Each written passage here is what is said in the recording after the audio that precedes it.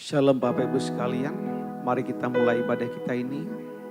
Kita menghampiri hadirat Tuhan. Sebab di dalam hadiratnya kita memperoleh ketenangan, damai sejahtera yang sejati. Haleluya. Bapa, kami datang kepadamu, menyembah Engkau, bersyukur kepadamu atas segala berkat anugerah, kasih setia Tuhan atas kami. Haleluya. Hanya dekat kasih-Mu Bapa, jiwaku pun tentram. Engkau menerimaku dengan sepenuhnya. Walau dunia melihat rupa, namun Kau memandangku sampai kedalaman hatiku.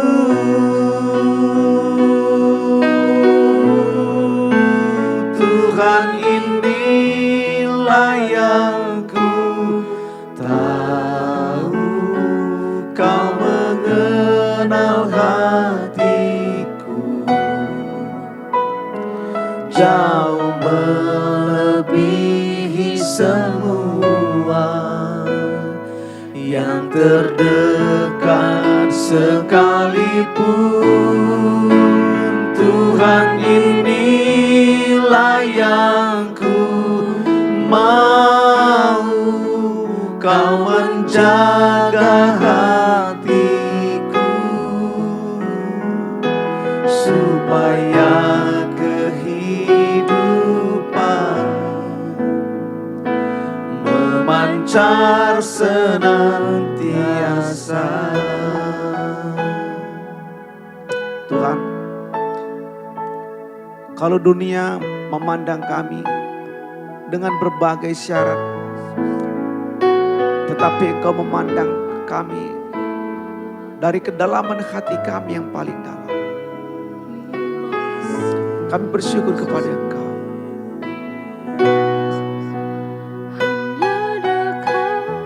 Haleluya. Kasih-Mu Bapa,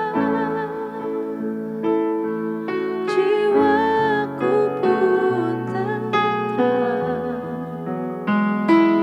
Engkau Amin Tuhan Yesus. menerimaku dengan sepenuhnya. Walau dunia melihat rupa,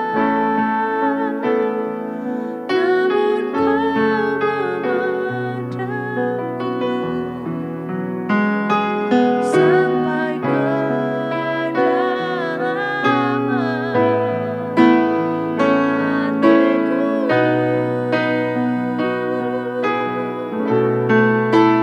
Tuhan, inilah yang ku tahu, Tidak ada satupun yang tersembunyi di hadapan-Mu Bapa. Kau mengenal bagaimana keberadaan kami, dan biarlah Engkau menemukan ada cinta yang tulus dari hati kami kepadamu. sekalipun. Biarlah Engkau menemukan kasih yang dalam jiwa kami akan Engkau. Mau Haleluya. Kau menjaga Biarlah Tuhan terus berjaga dalam pintu hati kami, supaya pancaran air kehidupan terus mengalir. memancar senantiasa. Inilah yang ku tahu, Kau mengenal hatiku sampai melebihi semua yang terdekat Sekalipun Tuhan inilah yang ku mau, Kau menjaga hatiku supaya kehidupan memancar senantiasa,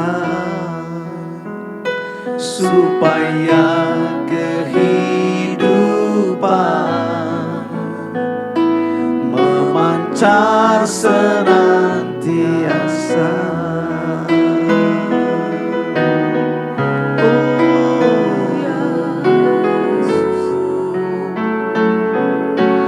Engkau ada di hati kami, Engkau berjaga dalam hati kami, Kau memenuhi hati kami dengan hadirat-Mu, dengan kasih-Mu.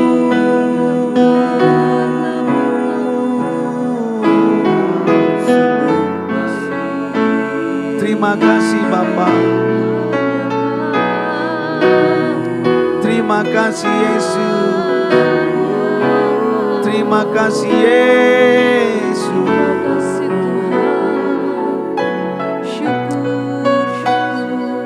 Terima kasih Tuhan.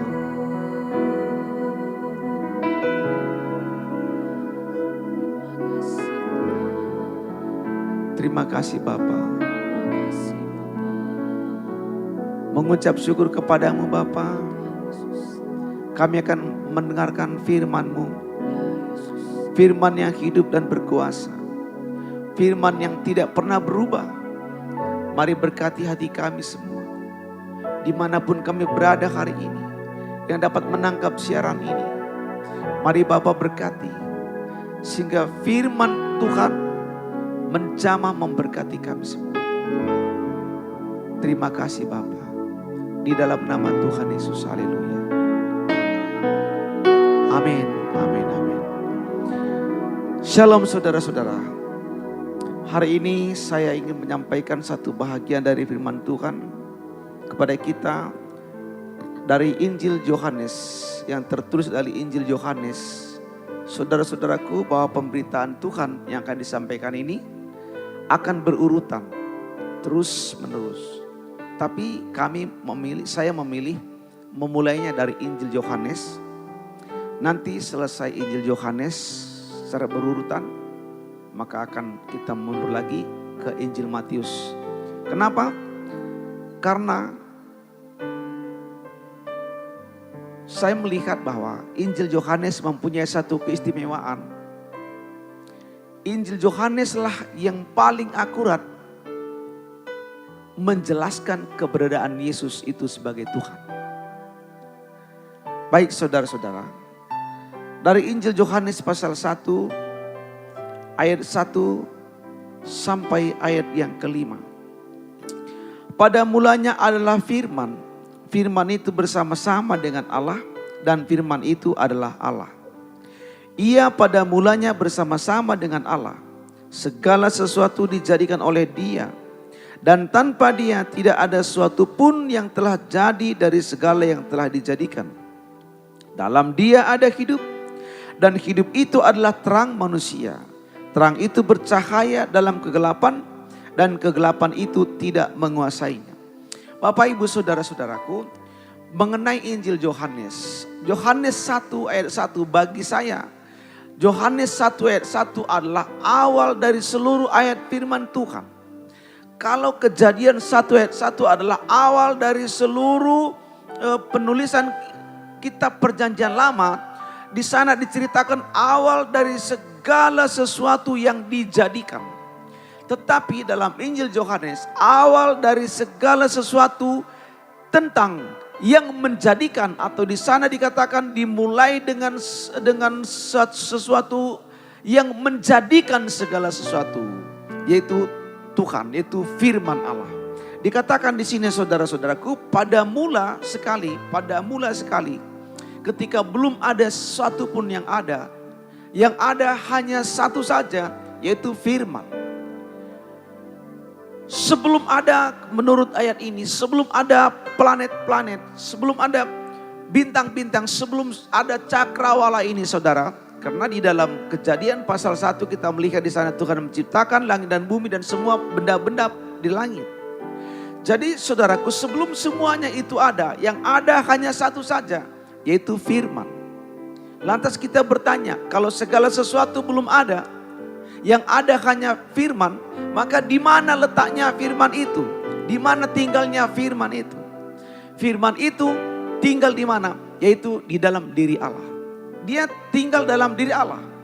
Lantas kita bertanya lagi, jika demikian, siapakah firman itu? Maka firman ini menjelaskan, firman itu adalah Allah sendiri. Kata firman di sini saudara, kita menemukan dalam Alkitab ada banyak kali kata firman. Tapi firman di sini berbeda dengan ayat dan kata firman yang lainnya, yaitu kata firman Allah ditulis dengan huruf besar F sekalipun di tengah kalimat.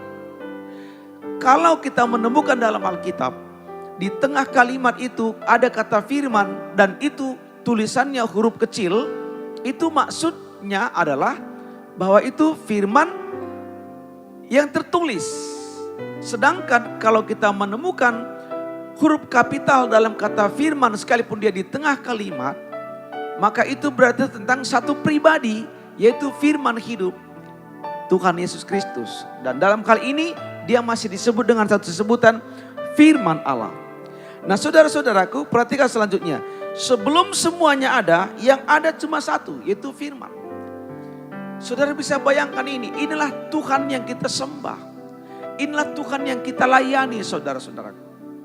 Demikian jelas dia menjelaskan dengan rinci. Ketika segala sesuatu belum ada, yang ada hanya satu saja, yaitu dia, yaitu firman. Hanya dia saja yang ada. Dan itulah yang menjadikan segala sesuatu. Dia katakan di sini, saudara-saudaraku, segala sesuatu ayat 3 dijadikan oleh dia. Dan tanpa dia, siapa dia di sini? Yaitu firman Allah. Dan tanpa dia tidak ada satupun yang sudah ada ini menjadi ada. Jadi saudara-saudaraku, kalau kita kembali kepada Kejadian pasal 1, ketika Tuhan mengatakan jadilah benda-benda penerang di langit, bermunculan satu persatu. Kemudian ketika itu Tuhan memisahkan terang dan gelap. Tuhan memisahkan air dan darat. Darat dan air terpisahlah, darat berkumpullah. Maka itu saudaraku, tanah itu berkumpul, semuanya bekerja dengan luar biasa. Itu semua jadi oleh firman. Ketika Tuhan berkata, hendaklah bumi menumbuhkan tumbuh-tumbuhan tunas-tunas, tumbuh-tumbuhan hijau, maka bermunculan semua saudara-saudaraku segala jenis tumbuh-tumbuhan di muka bumi. Kemudian Tuhan berkata, hendaklah di langit berkeriapan burung-burung, segala burung-burung di udara, maka bermunculan semua segala jenis burung yang besar sampai yang kecil. Hendaklah dalam air berkeriapan segala binatang-binatang. Kemudian bermunculanlah semua saudara-saudara sampai pada hari kelima. Kemudian pada hari keenam Tuhan pun menciptakan manusia. Saudara, apa yang menjadikan semuanya? Firman Tuhan mengatakan itu semua dijadikan oleh satu hal, oleh satu kata, yaitu firman Allah. Firman, luar biasa saudaraku. Dialah yang menjadikan segala sesuatu. Dia adalah Tuhan kita. Nah kemudian selanjutnya dia berkata saudaraku, masih tentang firman tadi, setelah dikatakan dia adalah pencipta segala sesuatu yang ada, dan tanpa dia tidak ada satupun yang ada ini menjadi ada, maka ayat yang keempat dikatakan di dalam dia ada hidup. Kata hidup di sini saudara, dalam perjanjian baru kita menemukan kata yang paling familiar, yaitu kata hidup itu, saudaraku, kata yang dipakai zoe atau zao. Itu hidup yang bernilai kekal sama dengan hidup yang dimiliki oleh Allah. Dalam dia ada hidup. Kenapa mesti ditekankan kata hidup? Saya percaya ini adalah kata untuk membayar, untuk mengembalikan keadaan ketika Tuhan berkata kepada Adam, kamu akan mati. Kalau kamu makan buah pohon ini, kamu akan mati. Dan benar, Adam dan Hawa makan buah pohon pengetahuan, kemudian mereka mati. Sekalipun tidak langsung mati di tempat waktu itu, mengalami proses. Terlebih lagi mereka mati secara kerohanian. Tapi firman yang satu ini ketika dia datang ke dalam dunia, dia memutar balik keadaan, mengembalikan keadaan kepada seperti semula. Dalam dia ada hidup. Haleluya. Saudara-saudara, kata hidup di sini adalah hidup yang dimiliki Tuhan, hidup senilai dengan hidup kekal yang ada pada Tuhan. Dalam dia ada kehidupan. Saudara-saudara, ini sangat luar biasa. Ini sangat ajaib sekali saudara-saudaraku. Saya ingat beberapa tahun yang lalu, saudara, ada seorang ibu, saya dipanggil ke rumah seorang ibu yang sedang sakit. Hari itu saya berangkat dengan istri saya. Kemudian kami menemukan alamat yang diminta, yang diberikan. Waktu kami sampai ke rumah mereka cukup besar, saudara. Mereka orang cukup berada. Tetapi ibu itu sakit. Ketika kami sampai rumahnya, mukanya bengkak, kakinya bengkak, tangannya bengkak, sampai berkilat itu kulitnya. Kemudian dia berkata, ada apa denganmu ibu? Kami bertanya, ada apa denganmu? Maka dia katakan, Pak Pendeta, saya memesan supaya Bapak Pendeta datang setelah mendengar Bapak berkhotbah kemarin di tempat anu. Karena saya sakit, saya minta didoakan. Apa sakitmu? Dia katakan, saya sakit ginjal. Dan saya sudah cuci darah 2 kali 1 minggu. Di salah satu rumah sakit di kota kami di Siantar. Hari Selasa, Jumat, Selasa, Jumat, Selasa, Jumat. Sudah sekian lama. Saudara-saudaraku, hari itu belum lagi dia cuci darah sehingga sudah bengkak semua badannya. Kemudian sambil menangis bercucuran air mata dia menceritakan segala keadaannya. Kemudian saudaraku, sementara mendengar kisahnya, saya teringat kepada firman Tuhan ini. Saya katakan kepada dia, ketika saya sampai kepada yang keempat saya baca, dalam dia ada hidup. Saya katakan, ibu, kamu tidak akan mati. Tuhan akan menghidupkanmu. Saudara-saudara, perlu saya sampaikan bahwa sebelumnya ibu ini sudah pernah berobat ke Cina. Hari itu ada mereka 3 orang. Dia menceritakan kepada kami. Dia berobat ke Cina 3 orang ibu dengan penyakit yang sama. Dan mereka pergi ke satu provinsi, Guangdong namanya. Kurang lebih begitu yang saya dengar kemarin. Mereka pergi ke sana 3 orang untuk ganti ginjal. Saudara-saudara. Setelah sampai mereka di sana dengan perjalanan panjang, dengan persiapan yang banyak. Ternyata saudara-saudara, ketika diperiksa 2 orang temannya ini berhasil operasi ginjal dan pulang. Tapi mengenai ibu ini tidak bisa. Para medis di sana mengatakan, ibu tidak bisa kamu dioperasi. Tidak bisa diganti ginjalmu pun. Saya tidak mengerti kenapa bisa ada ganti ginjal di sana. Saya tidak mengerti kenapa bisa begitu. Tapi dikatakan kenapa? Kenapa Pak Dokter? Karena dalam darahmu, dalam tubuhmu ada banyak sekali racun yang akan membuat segera, andai kata pun kamu punya ginjal baru, kamu akan segera rusak dan sakit lagi. Jadi kamu harus dirawat dulu paling tidak 1 bulan di sini. Dibersihkan darahmu, dibersihkan semua, kemudian diganti. Saudara-saudara, kemudian dia berkata dia tidak menyanggupinya. Dan dia pun pulang kembali ke Siantar. Melanjutkan kembali rutinitasnya cuci darah. Cuci darah hari Selasa, hari Jumat, hari Selasa, hari Jumat. Saya katakan ibu kamu tidak akan mati, dalam dia kamu hidup. Saya terangkan ulang-ulang firman Tuhan ini saudara-saudaraku. Kemudian saudara itu berlanjut kira-kira lebih hampir 2 bulan. Setiap sekali seminggu kami datang ke sana berdoa. Kami baca firman Tuhan, kami doa, kami baca firman Tuhan, kami doa.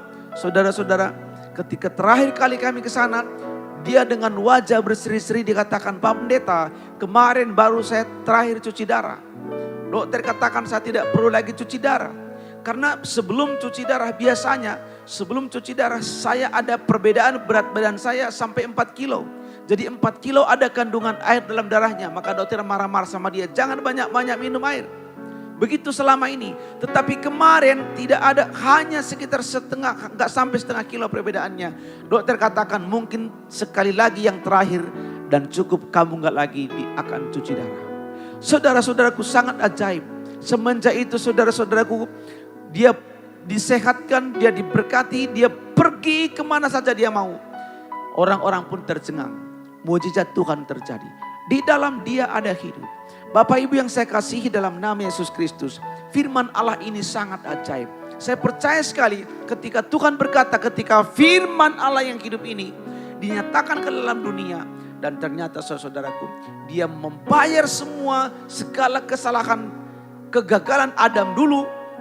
Apa yang telah digadaikan oleh Adam di Taman Eden dikembalikan oleh Kristus, yaitu firman yang menjadi daging. Yang nanti kita akan temukan ayatnya di ayat yang berikut, saudara-saudaraku. Sedikit lagi saudara-saudara, ayat 5. Terang itu bercahaya dalam kegelapan dan kegelapan tidak menguasainya. Firman itu diibaratkan seperti terang. Sedangkan kegelapan itu untuk menjelaskan segala keadaan buruk, segala perbuatan setan, kematian, maut, kebinasaan, sakit penyakit, segala hal-hal yang buruk saudara-saudara, itu diwakilkan dengan satu kata, kegelapan. Perbuatan setan-setan. Tapi firman Tuhan mengatakan terang itu bercahaya. Bapak ibu saudara-saudaraku dimanapun kau berada, nyalakan pelita Tuhan dalam hidupmu. Begitu terang Kristus menyala dalam dirimu, kegelapan akan menyingkir daripadamu. Begitu nyala Kristus bersinar dalam rumah tanggamu, maka kegelapan akan sirna dari sana. Begitu kasih Kristus turun ke atasmu, maka kegelapan penyakit, kegelapan maut, kegelapan kebinasaan, kegelapan kegagalan akan menyingkir daripadamu. Sebab Tuhan Yesus ada bersama-sama dengan engkau. Tuhan Yesus memberkati kita semuanya. Sebelum kami mengakhiri acara ini, saya ingin mengajak kita berdoa bersama-sama saudara-saudara. Dan nanti setiap di akhir acara ini, kami akan berdoa buat saudara-saudara dimanapun berada. Mungkin saudara berkata, aku tidak sakit, tidak apa-apa. Tapi engkau bisa mengalami pembaharuan iman, saudara-saudaraku. Tapi mungkin juga engkau berdoa buat seseorang, sahabatmu, saudaramu, anakmu, orang tuamu. Engkau bisa berdoa buat dia. Haleluya. Mari sama-sama datang kepada Tuhan bersama dengan kami. Dan nyanyikan pujian yang tadi, refnya. Tuhan inilah yang ku tahu, Kau mengenal hatiku. Tuhan tahu segala keadaanmu Bapak Ibu. Tuhan tahu segala pergumulanmu. Tuhan tahu segala keluh kesahmu. Tuhan Yesus bisa selesaikan semuanya. Engkau datang kepada Dia saudara-saudara. Dia alamat yang tepat. Engkau tidak akan kecewa. Haleluya.